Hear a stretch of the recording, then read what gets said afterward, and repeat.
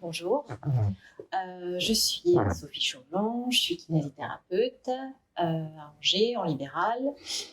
J'ai fait mon parcours, c'était d'abord beaucoup de neuropédiatrie, où là j'ai découvert un peu la prise en charge globale. Et puis ensuite, je me suis dirigée vers la méthode Busquet, les chaînes physiologiques, donc toujours dans du global et après plutôt vers de l'adulte en fait, enfin des patients chroniques ou des sportifs. Et puis j'ai découvert la PNS il y a 8 ans maintenant. Et je pratique maintenant la PNS en libéral au cabinet et puis pour beaucoup de mes patients. Ok, donc en plus tu l'enseignes, donc quel est pour toi l'avantage de la PNS éventuellement par rapport à d'autres techniques ou en complément des autres techniques, comment tu utilises les techniques que tu connais? Alors, l'avantage elle est de la PNS, elle est pour les patients douloureux, c'est une méthode qui est très très douce. Pour les patients hyperalgiques, vraiment, elle convient très bien. Ils sont même surpris de la douceur de la technique. Donc, tu enseignes la posturothérapie neurosensorielle, mais tu as fait d'autres choses avant, notamment les chaînes. Donc, on a vu le côté neuropédiatrique. Comment tu arrives à utiliser ces différentes techniques?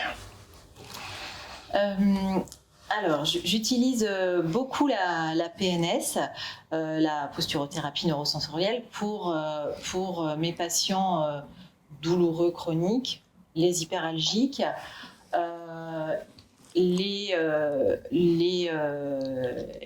les patients qui ont un syndrome postural en fait. En général, je l'utilise avant les autres techniques que j'ai appris. Et j'utilise maintenant les chaînes physio pour entretenir mon traitement, pour le maintenir et pour donner aux patients des exercices à faire chez eux pour qu'on puisse arrêter le traitement. D'accord. Alors, quel est le pourcentage de patients pour lesquels tu utilises la posturothérapie neurosensorielle? Il est élevé quand même, parce que c'est une technique que moi j'aime beaucoup utiliser, parce qu'elle est douce, parce qu'elle est aussi moins physique que les autres techniques que j'utilisais avant.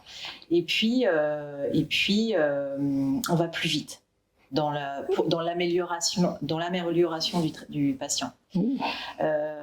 Mais c'est vrai qu'il y a des patients pour lesquels il faut passer par des techniques un petit peu plus avec un toucher un petit peu plus lourd. Dans ce cas-là, je réutilise mes techniques de massage, d'étirement, de posture. D'accord.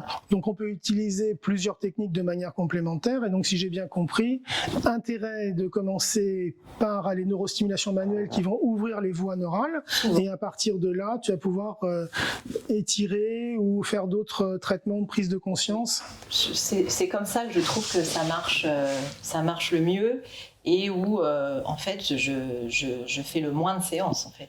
D'accord, donc tu as augmenté ton niveau d'efficacité depuis que tu utilises la posturothérapie neurosensorielle. Oui, vraiment. Ok, super. Et est-ce que tu voudrais nous dire quelque chose en guise de conclusion? C'est surtout, moi, ce qui m'a plu dans cette technique, c'est que j'ai vraiment appris à utiliser mes mains différemment. Et c'était comme j'ai amélioré ma sensibilité, mon toucher. C'était un nouveau jouet en fait pour mes techniques, mes traitements. Ça m'a beaucoup plu. Ça a été une stimulation intellectuelle, aussi technique. Et puis maintenant, je peux reprendre les anciennes techniques et faire un peu mes traitements propres à tout mon parcours. D'accord.